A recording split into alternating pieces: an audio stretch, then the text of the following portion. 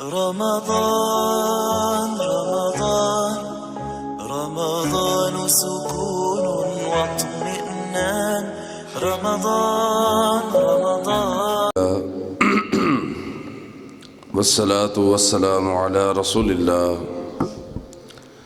أما بعد فأعوذ بالله من الشيطان الرجيم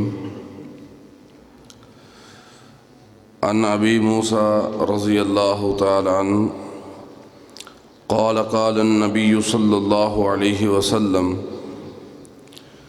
مثل الذي يذكر ربه والذي لا يذكر ربه مثل الحي والمیت۔ سیدنا ابو موسیٰ رضی اللہ تعالیٰ عنہ سے روایت ہے، نبی کریم صلی اللہ علیہ وسلم نے فرمایا، اپنے رب کو یاد کرنے والے اور نہ یاد کرنے والے کی مثال الحی والمیت، زندہ اور مردہ کی ہے۔ یعنی جو بندہ اپنے رب کا ذکر کرتا ہے، اپنے اللہ کو یاد کرتا ہے، وہ زندہ ہے۔ اگر وہ رب کو یاد نہیں کرتا، اللہ کا ذکر نہیں کرتا، تو وہ اسی طرح جیسے کوئی مردہ ہوتا ہے، نہ وہ زندوں میں ہے نہ مردوں میں ہے۔ اللہ تعالیٰ اپنے قانون کے پکے اور سچے ہیں۔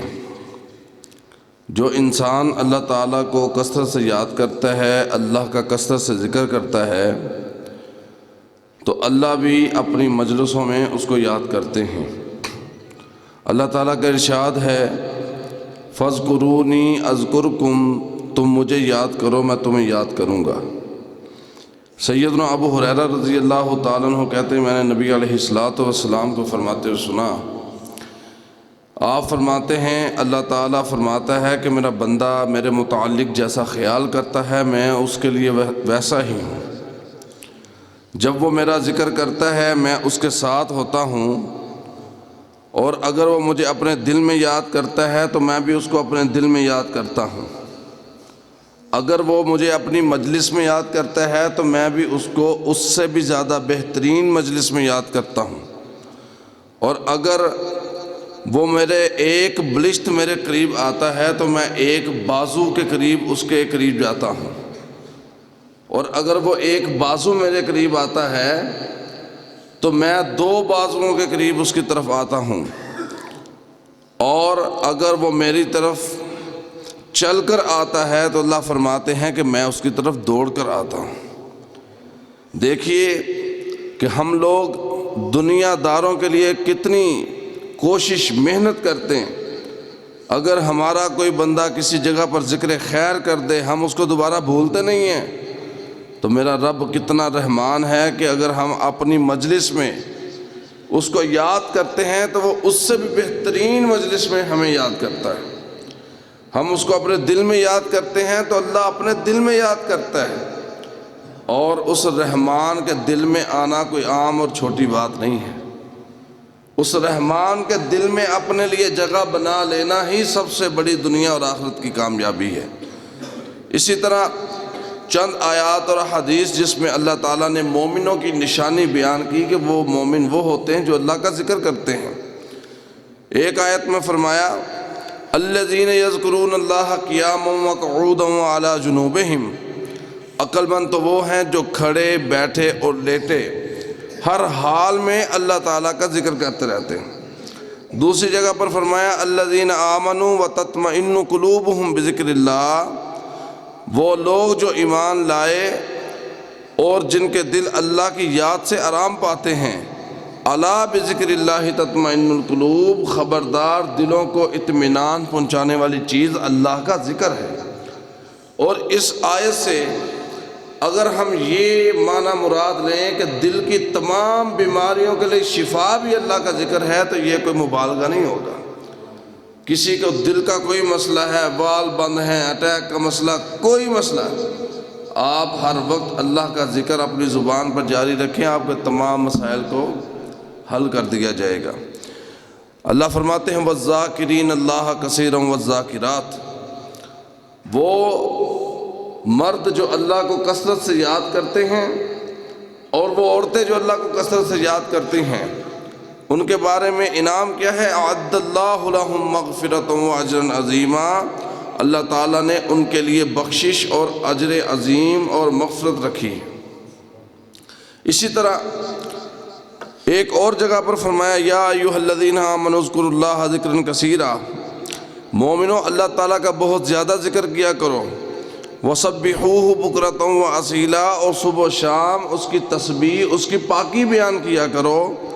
هو الذی یصلی علیکم وملائکتہ، وہی تو ہے جو تم پر رحمت بھیجتا ہے اور اس کے فرشتے بھی، لیخرجکم من الظلمات الی النور، تاکہ تمہیں اندھیروں سے نکال کر روشنی کی طرف لے جائے، وقار بالمؤمنین رحیما، اور اللہ تعالیٰ مومنوں پر بڑا ہی مہربان ہے۔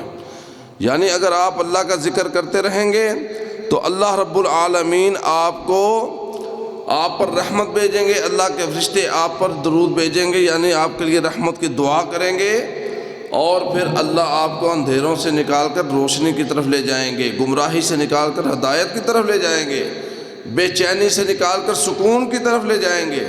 لیکن یہ ضروری ہے کہ ذکر کیا کس طرح جا رہا ہے۔ ذکر کرنے کے بھی کچھ اصول ہیں، پوری طرح ہوش و حواس میں رہ کر ذکر کریں، پورے الفاظ کی ادائیگی کے ساتھ ذکر کریں۔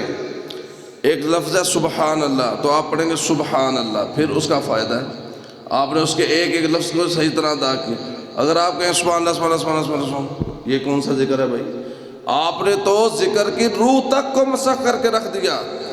ذکر اگر کرنا ہے بڑے پیار، محبت، یقین، اس کے مطلب اور مفہوم کو سمجھ کر کے میں اپنے رب کو کیا کہہ رہا ہوں۔ اور پھر اور بات ہے، اگر آپ نے 100 دفعہ پڑھا آپ کو اس کا کوئی رزلٹ نہیں ملا، بعض لوگوں کو دیکھا گیا جی بڑا ذکر کیا کوئی فائدہ نہیں ہوا، چھوڑ دیتے ہیں۔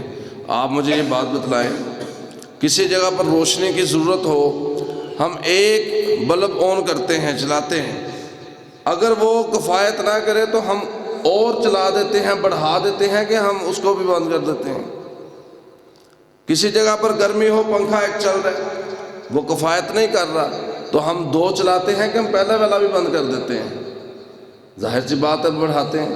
تو یہی حال ہے کہ اللہ کا ذکر اگر کم آپ کو فائدہ نہیں دیتا، 100 دفعہ پڑھا 200 دفعہ پڑھیں، 300 دفعہ پڑھیں، 500 دفعہ پڑھیں، 1000 دفعہ پڑھیں، فضول گوئیوں سے بہتر ہے کہ اللہ کا ذکر ہی کرتے رہیں۔ اللہ اکبر۔ اللہ کے پیارے پیغمبر علیہ السلام فرماتے ہیں جو بندہ لا الہ الا اللہ وحدہ لا شریک لہ لہ الملک و لہ الحمد وہو علی کل شیء قدیر پڑھتا ہے، اس ذکر توحید کو جو بندہ صبح و شام پڑھتا ہے 100 دفعہ، اللہ رب العالمین کی طرف سے اس کو 10 غلام آزاد کرنے کے برابر اجر و ثواب دیا جاتا ہے۔ 100 اس کی نیکی لکھی جاتی ہے، 100 اس کے گناہوں کو مٹا دیا جاتا ہے، اور اللہ تعالیٰ کے فرشتے اس کے لیے اس دن شام تک شیطان سے حفاظت کرتے ہیں۔ کوئی شخص اس سے بہتر عمل لے کر اللہ کی بارگاہ میں پیش نہیں ہوگا سوائے اس کے جو اس سے بھی زیادہ پڑھ کر آئے گا۔ یعنی آپ نے 100 دفعہ پڑھا ہے، جس نے آپ سے زیادہ پڑھا وہ آپ سے بہتر ہو سکتا ہے، وگرنہ کوئی بہتر۔ اور ایک اور حدیث بہت ہی پیاری، بعض لوگوں نے بہت زور لگایا اس کو ضعیف قرار دینے پر، لیکن امام البانی رحمہ اللہ کی سند کے مطابق کم از کم وہ حدیث عمل کے قابل ہے۔ پیارے پیغمبر فرماتے جو بندہ بازار میں قدم رکھتا ہے، جیسے آپ مسجد سے نکلیں، مسجد سے نکلنے کی دعا پڑھیں، گھر سے نکلے ہیں، گھر سے نکلنے کی دعا پڑھیں، گلی محلے بازار میں قدم رکھتے یہی ذکر توحید پڑھیں، لا الہ الا اللہ وحدہ لا شریک لہ لہ الملک و لہ الحمد وہو علی کل شیء قدیر۔ پیغمبر فرماتے ہیں اس کے 10 لاکھ گناہ معاف کر دیے جاتے ہیں، 10 لاکھ نیکیاں اس کے نامہ اعمال میں درج کر دی جاتی ہیں۔ اس قدر پیارا۔ اور بعض اہل علم نے کہا کہ جو بندے صبح و شام اس ذکر کو 100 دفعہ لازم کر لیتے ہیں، اللہ رب العالمین کے اس ذکر کی برکت سے کوئی جادوگر اس کے اوپر جادو نہیں کر سکتا، کوئی جن اس کے اندر داخل نہیں ہو سکتا۔ اور ایک اور حدیث کے اندر فرمایا جو بندہ اس کو 10 دفعہ پڑھتا ہے صبح و شام، گویا کہ اس نے اولاد اسماعیل میں سے 4 غلاموں کو آزاد کر دیا۔ 4 غلام آزاد کرنے کا پتہ کتنا جو ثواب۔